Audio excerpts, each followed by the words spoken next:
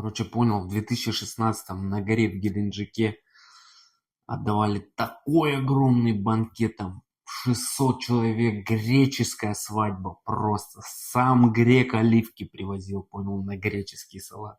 Да, нормально, нормально. Без задних ног 3 дня только отдавали. В 2018 на экономический форум поехал.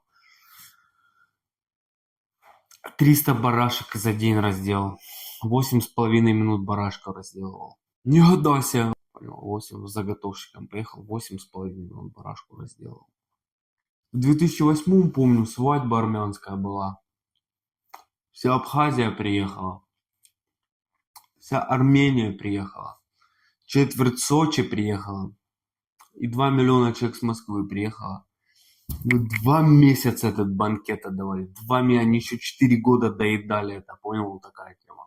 Вот такие 3-литровые банки, знаешь, в 6 раз больше домой черные